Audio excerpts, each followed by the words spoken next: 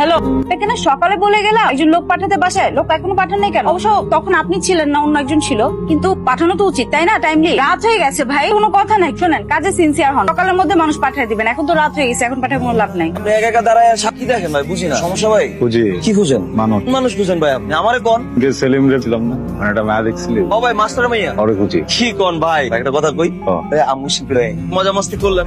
কে মিথ্যা কথা বলছো? মিথ্যা বলে নাই। তোমার বাবা অনেক ব্যস্ত থাকে তো, সেজন্য ফোন করছি। সারাদিন অনেক কাজে ব্যস্ত থাকে।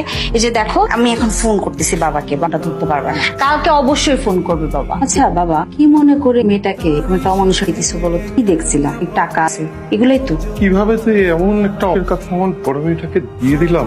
ভয় পাওয়ার কিছু নাই, মজা করতেছে বলো ভাই।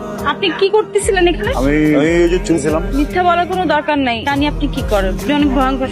এ বুঝ মামনি চলো আমরা বাসায় যাই। হ্যাঁ চলো। দাঁড়াও, শোনো, এই আমারে দেখে ভয় পাওয়ার নাই, যা বলছি সব কানে নিবা না। চো, আমি দেখতে একটু অন্যরকম, মানুষ ভালো। সেটা তো দেখতেই পাচ্ছি আপনি কিরকম মানুষ। আরে ভুল দেখতেছো, আমি উপকার করি, বুঝছো? তোর নামে এসব কি হনি? তুই বলে কোন মায়ের পিছে পিছে ঘুরস, এগুলো গেলাম চলবো না। আরে আমি পছন্দ করি।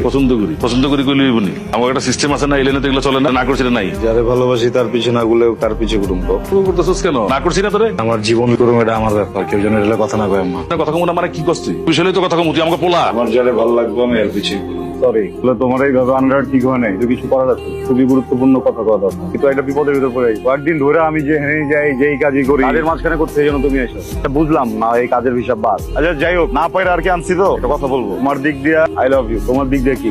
কখনো সম্ভব না। তার প্রধান কারণ হচ্ছে যে এইগুলা আপনারা আমাকে এই মুখ এরকম করে নিয়ে আসছেন, আরো পর্যন্ত দেখলো না। দাদি